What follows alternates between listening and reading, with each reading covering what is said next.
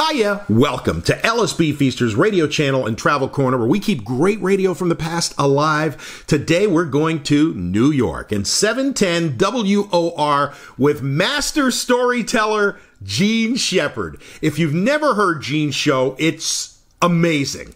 He would just take an hour every night and tell stories about his life. He would sometimes have stories going off for 3 or 4 different angles, and somehow in the last 90 seconds of the show, tie them all together. Man, this guy was good. In the 1950s, he was working in a steel mill and managed to get a job in radio, and then worked at WOR from the 1950s until the late 1970s, just hanging on and captivating his audience every night.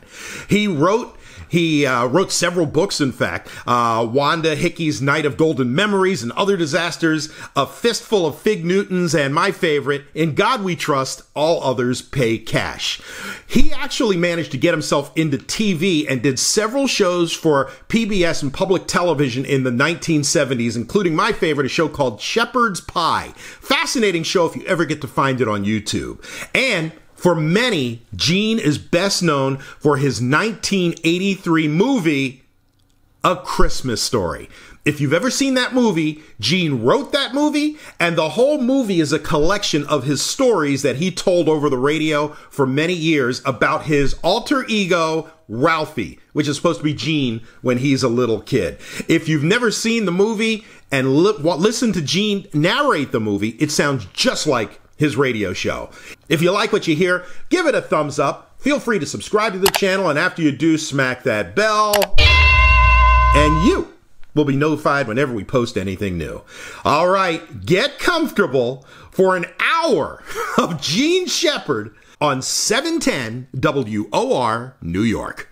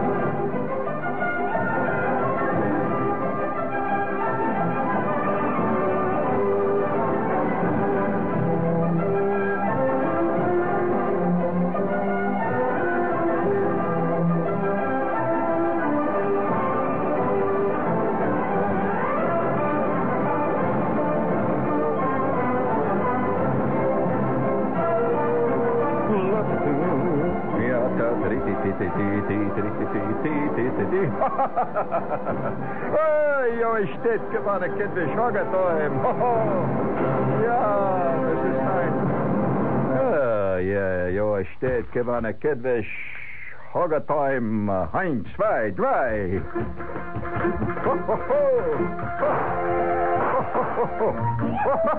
You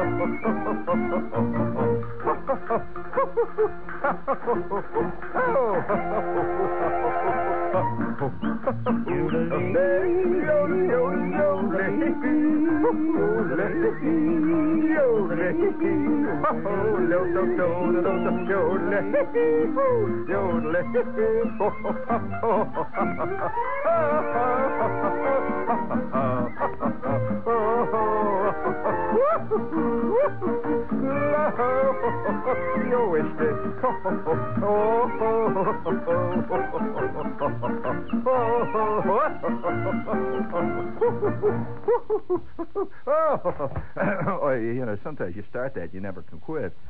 Did you recognize that? You slobs. You guys, you absolutely listen carefully to it again. No, play it at the regular speed, Nicholas, and listen carefully to it and tell me, do you recognize it? 1, 2, 3. Go on. Now listen.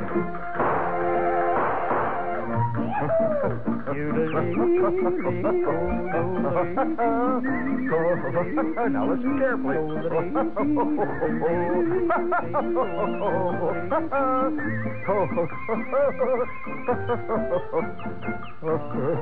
There you go. My God, you finally got it. Thank you. Thank you. That's the Jersey version of my theme. Very nice. Reset that there, Nick. You know, it's terrible.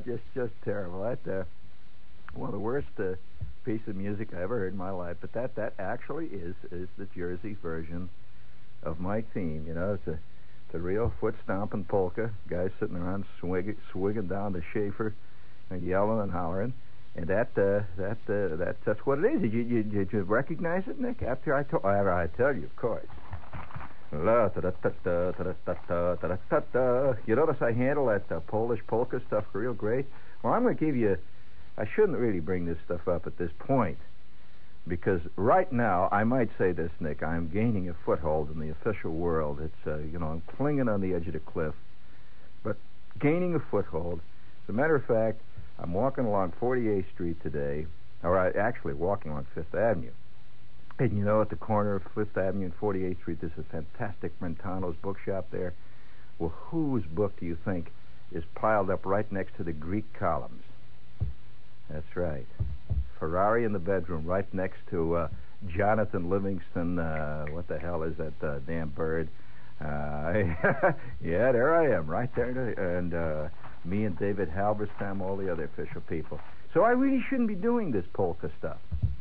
Now, I'm going to tell you a little story about that, though. That I was clearing out all the crud in my life, just getting rid of it. You know, once in a while, you go through this thing. I hope you do. I mean, I like to think you do, Nick. But we, more civilized people, when we occasionally just clear out the crud out of our lives. You just throw out all the old receipts you got. You know, stuff that you don't even remember buying. You got them all at the bottom of your drawer, your bureau drawers, and all those old socks you haven't worn for a long time, the ones with the tassels on top and all that. And oh, listen, I've got a raincoat that I've been threatening to throw out now ever since I was 12. And there's something about the raincoat, I just can't get rid of it. Have you ever had a piece of wearing apparel that on the one hand you hate to put it on because it's so rotten, on the other hand it's got some kind of an emotional pull on you, and you just keep it? And I have a raincoat that, honest to John, this raincoat looks really like, well, what it looks like is a compost heap with sleeves. You missed that. I'll repeat it. My raincoat looks like a compost heap with sleeves. And what's worse, the sleeves are torn. I mean, it's a compost heap with torn sleeves. And I walk around, and somehow I feel right in that rotten thing. It's like Columbo. You ever seen Columbo? You know, Columbo does this duck and shuffle act and all that stuff he does.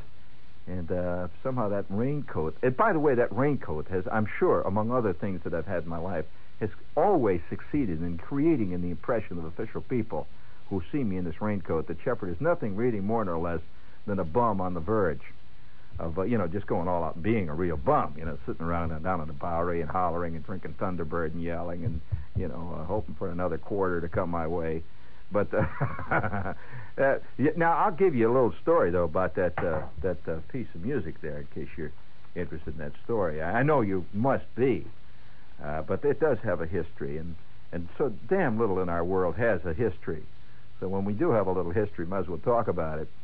That one time, in my somewhat checkered past, and that was a very desperate 6 weeks that I spent doing this. I was roughly 16 and a half.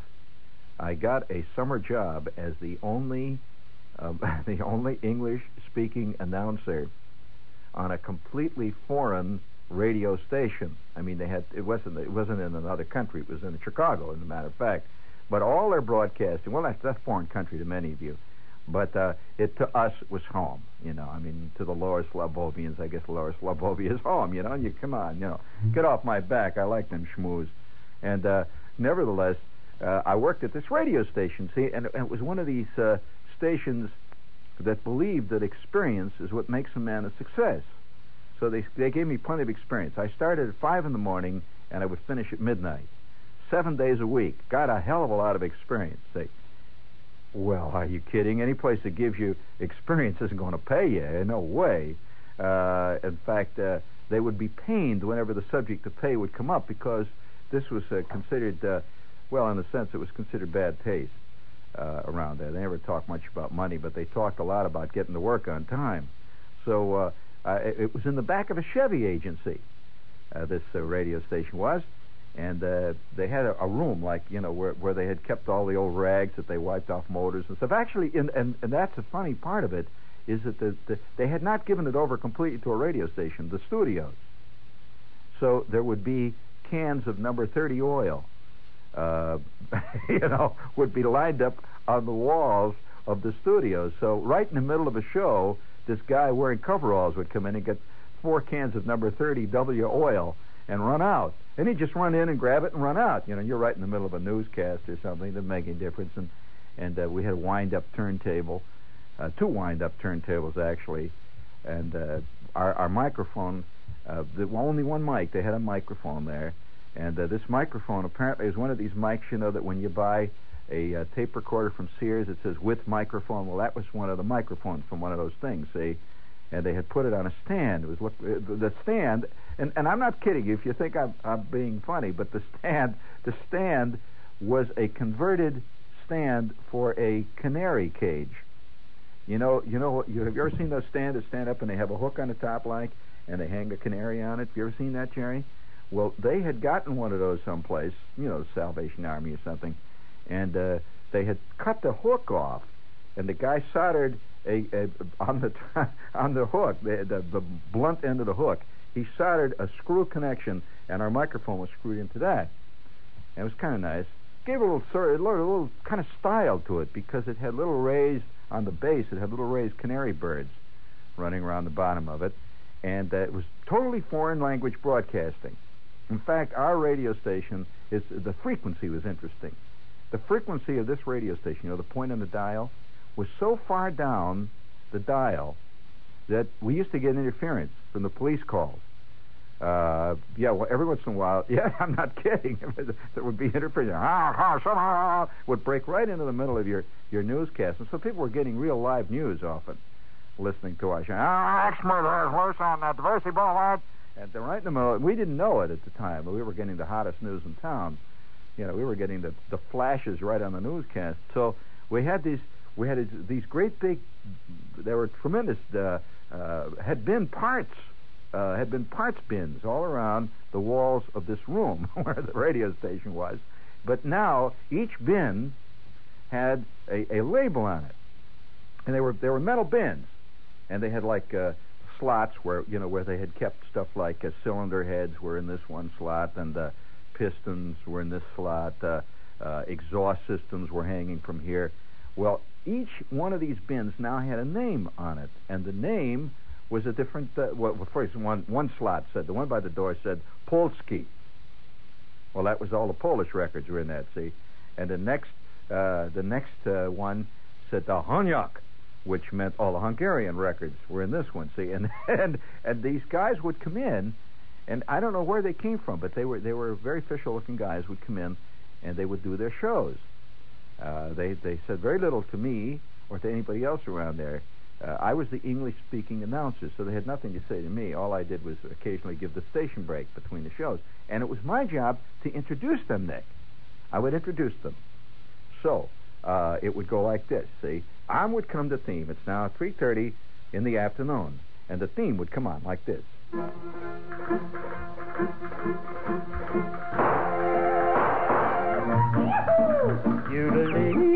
Then I would say in my 250-watt announcer voice, I would say, "Jo steht kedvane kedvish hogatoim. Jo steht kedvish hogatoim. Ja, das ist ein Josef Sakitis." I had just introduced Joseph Sakitis, who would then come on and say, "Thank you, John. Thank you, John." He never could quite, get the name right. But that was close enough. He said, "Thank you, John. Which roughly translated means, good afternoon, radio listeners. It is unbelievable fortunate that we are to have you listening to us. And we're now going to lay some commercials and some Polski and some Hungarian music on you." Well, of course, what happened was that these guys, they realized I was making no money.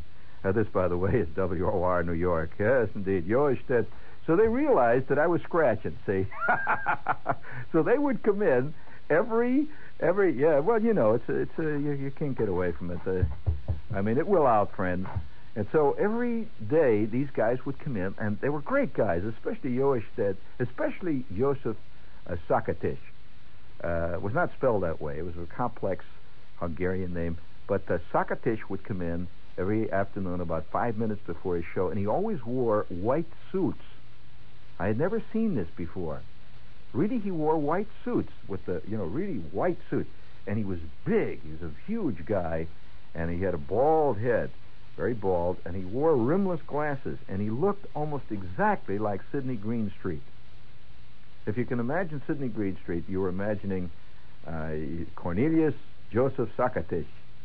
And he would come in, and he would always greet me in this indescribable accent and almost impossible to understand language. It was a combination of 75% Hungarian, about probably 20% Czechoslovakian, maybe 3% Polish, and way at the edge of the pie of the language, if you can imagine it, a pie, with little slices, was this little tiny bit of pidgin English. And he would come in, he would go, and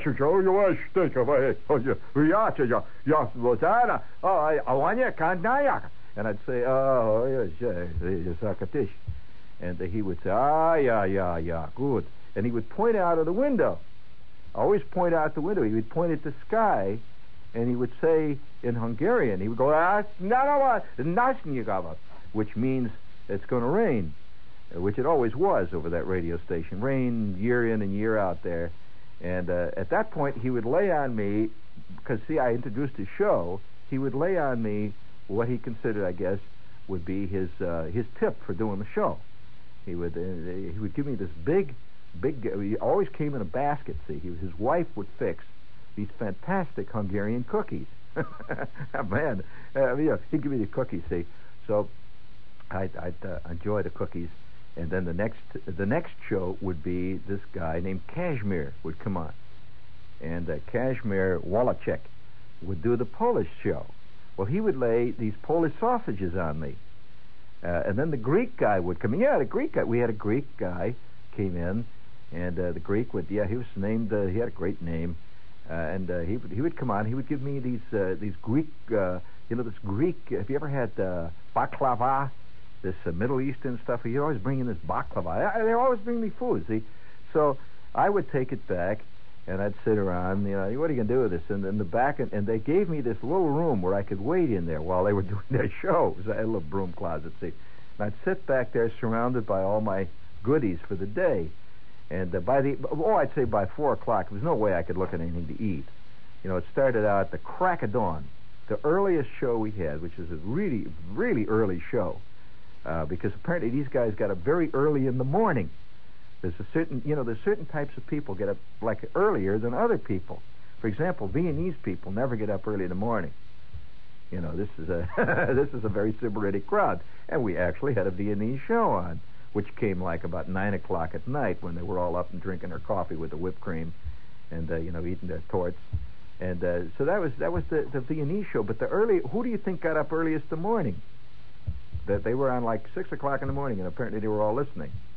Who was up at that hour? Well, you don't know. Well, it was the Croatians.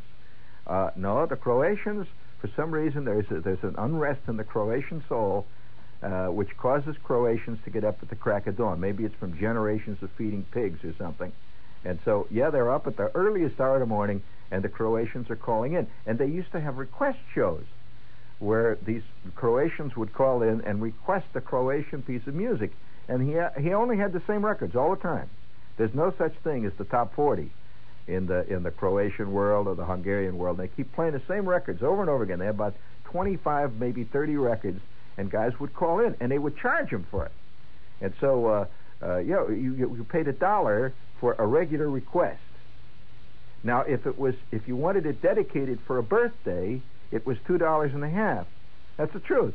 If it was a wedding, it was $5. And if it was a wedding, he would also, at that point, he would wish the bride a happy marriage in Hungarian or Croatian or whatever the language happened to be. Now, it was my job to sit there and tally them all down. These things, apparently they split with the station. I don't know how it worked. And so this was a very colorful period in my artistic development life. And so one day, Joseph Cornelius Sakatish came in, and he's all excited. And he's usually very placid. You know how Sidney Greenstreet was. He's always very cool. And that's the way Cornelius Sakatish was, always cool. But this day, he was all excited. And he says, Janos, he calls me Janos. Janos, he's talking very fast Hungarian. And I said, was ist? And he says, Janos, he's going like so. He's waving his arms. And I finally got out of him that I was invited to a banquet that was being given honoring several very prominent members of the Hungarian community. And I was invited by the leaders of the Hungarian community. And, he said, very good, very good. And so I said, yeah, okay, when, And so he said, going to be Saturday night. And so Saturday night, I arrived, and at this hall, the Hungarian-American Hall. I don't know why I'm telling you this, but I arrived at this hall, see, and I brought along my buddy. See, I figured as long as it's going to be a free meal tonight, I might as well bring along Schwartz. See, so the two of us arrived, and we got on our, we're all dressed up with the ties and the bit, and walk into the hall, and there's Hungarian guys all over the place, big handlebar mustaches and stuff, And the Hungarians have a fantastic, those Hungarians listening will agree with this, the Hungarians have a tremendous zest for living, to put it mildly. And even more than that, Hungarian ladies have a zest for living. If you've ever known any Hungarian girls, you've known real women. This is high octane, Nick, really all the way. Well, Hedy Lamarr as an example. Yes, they're magnificent creatures. And they all look like Sophia Loren studied under them. Oh, my. So I walk into the hall, and here they are. And there's a big cheer goes up when I come in. With Schwartz, what's up? I said, who are they cheering? And I realized they're cheering me. I walk in there, and I've got my electric blue sport coat on. Why, I should tell you this, And, of course, immediately at that point, the band, which is sitting over in the corner with their accordions and stuff, they start striking up, see? The whole thing. See, they play the theme, see? of the Hungarian-American hour, see. So they start whistling and blowing the horns and all that stuff. And they're cheering like mad, and they're pressing this Hungarian wine on me, which, by the way, has a certain primal charm. You drink 3 or 4 gallons of Hungarian wine, and you're not going to have much trouble at night. Unless, of course, you hit your head on a curbstone or something like that. So they're pressing this Hungarian wine. I mean, all this great Hungarian food. And they're running around, you know, they're shaking my hand. So the only thing I could think to say, see, I'm up at the speakers platform by this time, and a band is playing. I look out over the crowd, and I say, Joi Shtek, Kavana, Kedbish, Orgatoim. And they cheer. Fantastic. Thank you. Well, that night, I received an award. I was getting an award, see. And the award was that I and Cornelius had done more than anybody at the time, apparently, in forwarding the well-being and the good health of the Hungarian community. And they all thought I could speak Hungarian because I introduced the show in Hungarian, you know, which Cornelius had taught me over a long, very difficult, angry afternoon when the other announcer, who had been my predecessor, had left, trailing smoke and flames. After a fantastic argument, he finally went in the station and says, look, I've been here 9 years, and I think it's time I got paid. And, of course, that was absolutely the worst thing he could have said. And he was thrown out on his ear. And they even took his, you know, the stuff the things they had lent him, like they lent him a hot plate.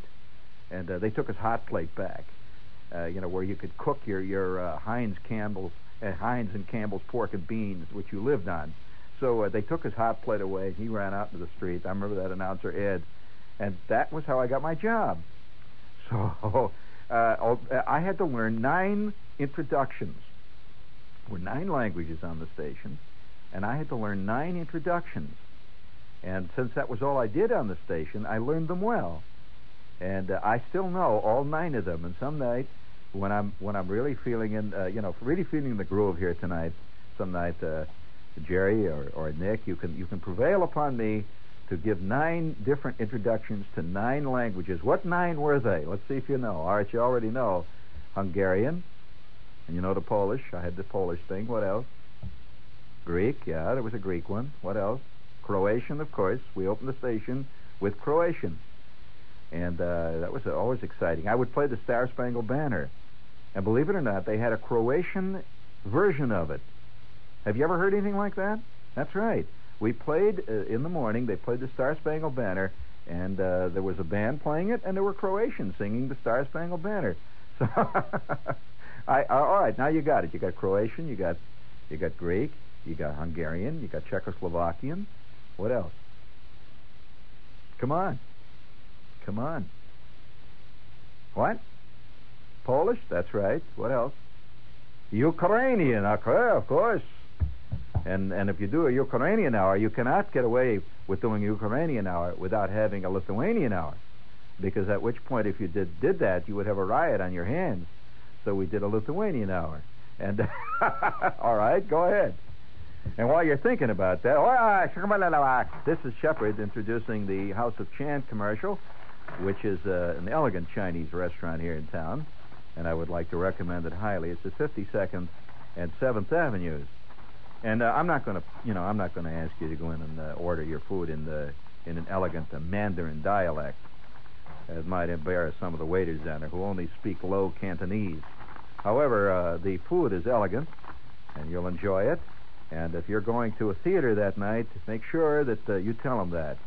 The Chinese word for theater is hanga. You say that to the waiter. By the way, the heavy-set one with the fancy ties is named Stanley. Actually, that's the Chinese Stanley, which is Stchnlee. Stanley is actually the way it's pronounced. So the food is good, the people are elegant, and they've been there for 35 years, and if they can make it for 35 years at 52nd and 7th Avenue, they got to be good. That's a tough neighborhood, man, for any place to survive unless it's great. Right? 52nd and 7th, it's a big time. Food is great. They're open 7 days a week till midnight. We have another commercial here. You're still trying to think of the other languages, huh? Hey, it's funny about that. I after working with these guys all that summer, it was such a sweatbox and such a hot place to work. That reminds me, by the way, I'm going to be on Long John's show tonight. Oh, no, John, I'm making no inference there. But I am. So if you want to stay up late, John and I are going to do what they call cut up a pot. We'll slice up a little rhubarb. And what does he say? Doesn't he use that phrase? What does he call it? Yeah. Cut up a jackpot. That's it. But nevertheless, these languages got into your... You know that you can learn languages. I'm serious, Nick. Have you ever tried to learn a foreign language? What did you try to learn it in school? I see. Well, there's no way to learn a language like hearing it all the time. And it's fascinating how a language all of a sudden becomes very apparent to you. I used to sit in the control room, and this stuff would pour out at me 7 days a week. I mean, really, 7 days a week. And you know what used to... finally got to the point where, unknowingly, and without even any real conscious effort, or even any conscious knowledge of it, I would sit in there, and I would be listening to the guy doing the Polish show, and it would suddenly hit me halfway through the Polish hour that I'm listening to Polish. And I just sit there, and I knew what he was saying. I knew, and I think that's the best way conceivable to learn a language. And once you start learning it that way, it's very simple to pick up the accent, because that's the way you've learned it. You've learned it from a guy that speaks it, and he's really speaking it. So I got to the point where, of the 9 languages, I could understand. I could walk around and on the street when I hear somebody speaking one of these languages, I can get the drift of what they're talking about. Now, I was terrible in academic languages. I really hated academic languages. I remember taking 2 semesters of Latin, and I hated it. I used to hate... if there's any class that I hated to go into, it was every day going into that class. We had this lady named Miss Sparks, and she would teach us, or at least she would expose us to Latin. And I can remember all these lists written down the board all the time. Hic, hike, hoc, oh, God, puella, puella. And I'd sit there, my head is going to sleep. I'd hate it. But 5 minutes later, we'd be down at the radio station, and this guy's knocking off Polish or Ukrainian or Lithuanian. But the only trouble is, I find, that unless you stick with a language, if you learn it that way, you tend to forget it. It's like it's like what they always say about Chinese food, man. I mean, it does. It goes away, but not really, not completely. And I will hear echoes of it when I go, like if I go abroad, and I'm sitting in an airplane. And like one day I had a fascinating experience. I was in a plane that was going to, one of the stops it was making was Prague. And there was nobody on this airplane. I was the only American.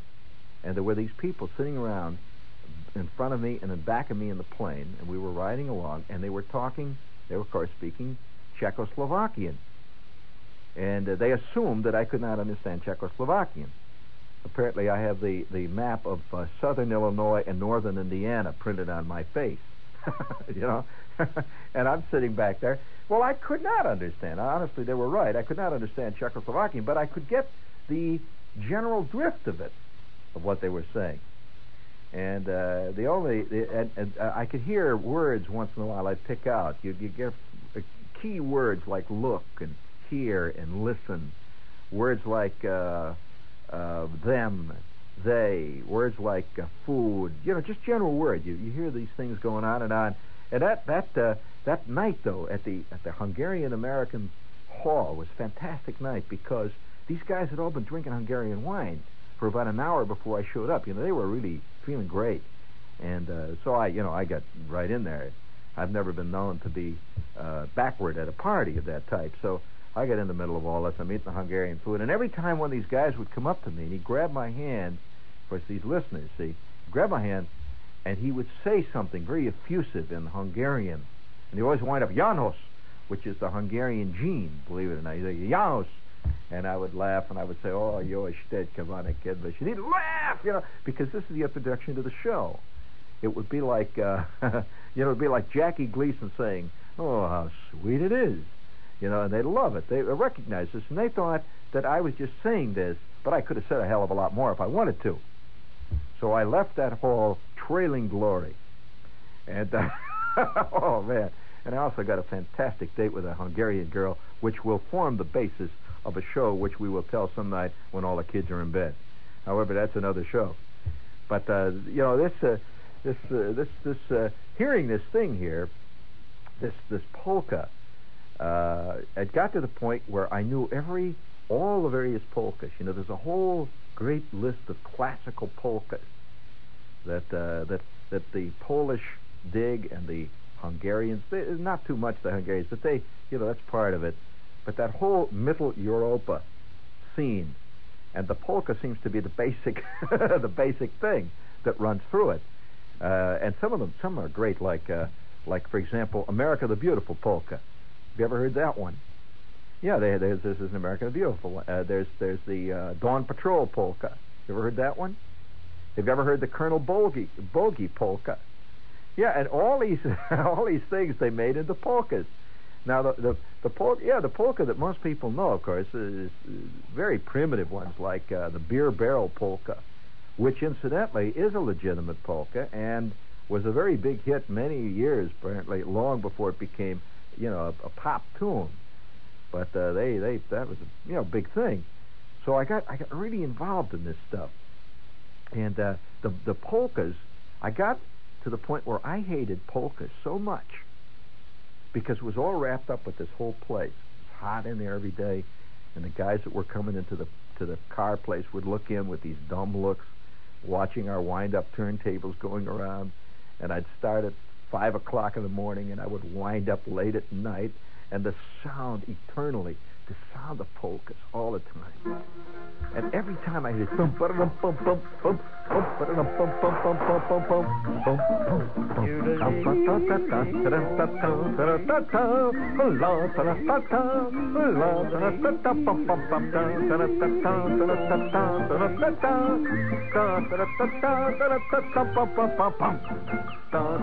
and I hear that bum bum bum. I want to tell you, I have been at places when that last bump, bump, bump. They hit that, you heard that after kick they get on those things? When the entire building would rock. I went to a Polish wedding one night on the south side of Chicago in a place called Hegwish. I mean, it's a Polish name even, Hegwish. And what a place. I mean, it's on a Saturday night, Hegwish was like a cake of yeast. And we used to go to Hegwish all the time, all these guys I knew. And because we just ride around and look at the women, and they were unbelievable. And this was Hegwish. Well, you ever hear the term Hegwish? Never heard of Hegwish? Well, I'm telling you, Hegwish. It's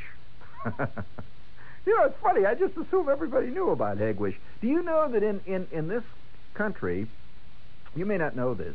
I know why I'm doing this thing tonight. Just sort of. It's just one of those things. But do you know that in Chicago, in case you're interested in statistics, and some of you are, in Chicago, there has consistently been a larger Polish population than in the city of Warsaw, in Poland. Did you know that? So it's an integral part of the life there. And there's a whole area of Chicago which is really essentially Polish on the south side called Hegwish. And it is really a separate part of Chicago. It's a whole area there. When you get into Hegwish, you're in Hegwish. Well, did you know that there is a city in the Midwest that is a city without... I'll ask you a question. What is the city within a city? Okay. Hamtramck. Agreed. And what is the city it is in? Detroit. All right. Now, Hamtramck is completely surrounded by Detroit. You understand that? It's like a peach kernel right in the middle of a peach. Hamtramck. And Hamtramck has its own radio station a whole bit, see? And it's essentially what population is Hamtramck? Right. You can assume it's not English, right? It's not a bunch of Swedes living in Hamtramck. And in Hamtramck, like anyone who has any knowledge of Polish life, and that type of life, Polish, even Czechoslovakia, this is a life of tremendous Well, gusto, fantastic gusto, and vitality. More pinochle is played in the confines of Hamtramck and Hegwish than quite possibly the entire world combined. These are the original pinochle plays. And you may not know that pinochle is the national game of the Polish. Did you know that? Well, I'll tell you, if you think that Bobby Fischer can play chess, I learned to play pinochle under some fantastic masters. For example, there was a great pinochle quartet when I was all the way through my high school days that would gather in the basement of Bolek Rakowski. Now, that's about as authentic as you can get. Boris Rakowski, great natural... before we go any further, let's do a couple of commercials. Let's see. Here we go. Let's see. Commercial. We did the House of Chem. And, they got them on tape. Fine. Food, fashion, home. 3 subjects that interest just about everybody. 3 subjects that are featured every week in Sunday Newsday's LI magazine. 3 subjects that make up LI's popular living section. Yes, every Sunday in beautiful color, LI magazine offers articles on food, fashion, and the home. Articles that are geared to the special interests of Long Islanders. This Sunday, you'll find a mouth-watering word and picture guide to cheese from around the world. In fashion, you'll get step-by-step directions on how to give haircuts in your own home. And speaking of home, wait till you see the picture of a home on Long Island painted pink, red, lavender, yellow, peach, and a few other colors. Elsewhere in Sunday Newsday, you'll find a special supplement devoted to the Long Island business outlook. This Sunday, see why Newsday is Long Island's own Sunday newspaper.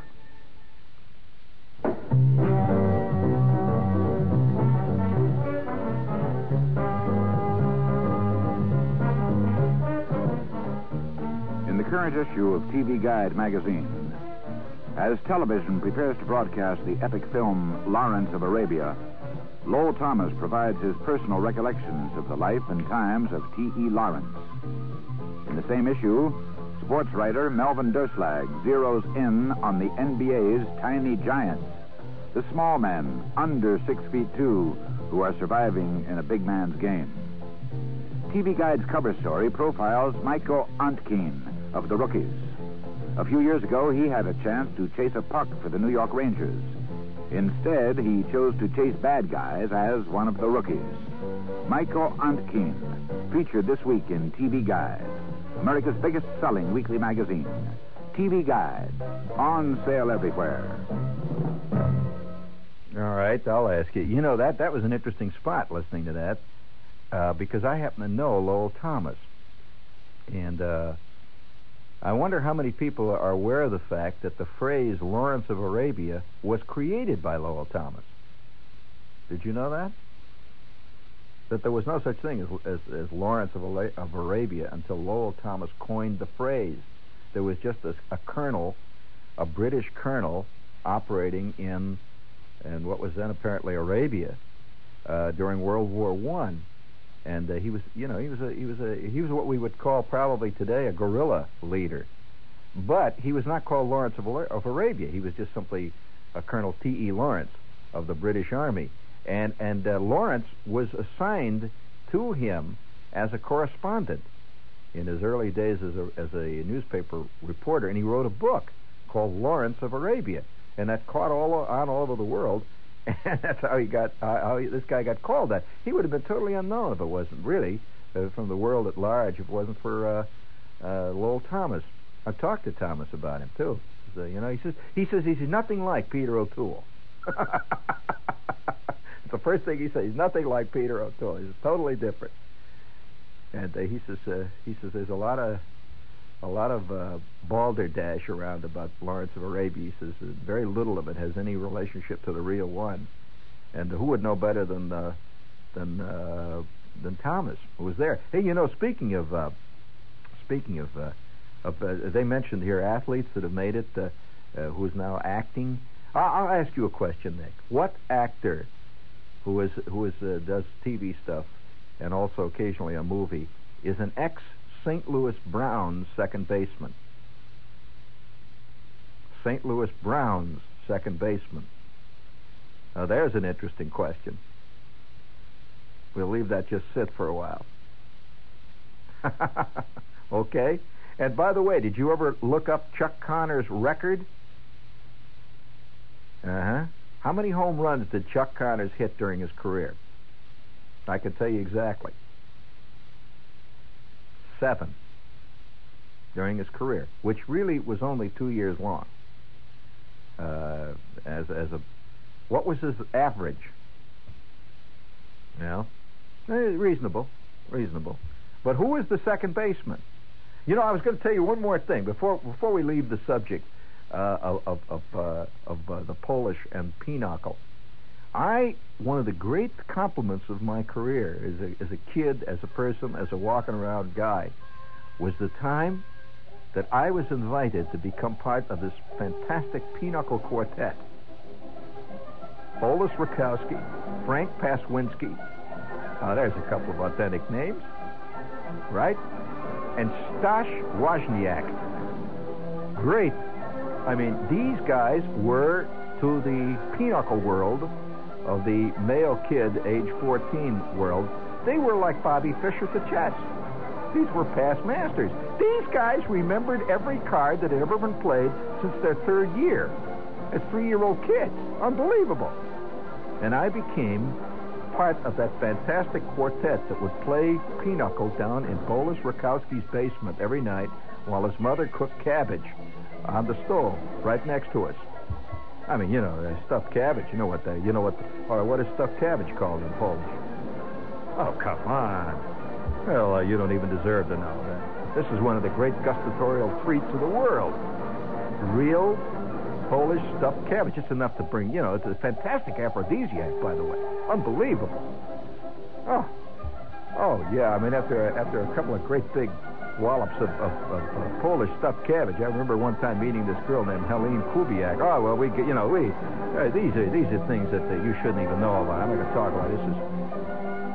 Who was the second baseman? Come on, I'll just let you think about that. Now, he was a second baseman with the St. Louis Browns.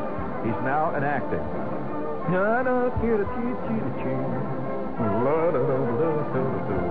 And he was a regular second baseman, not a guy that came up for a cup of coffee.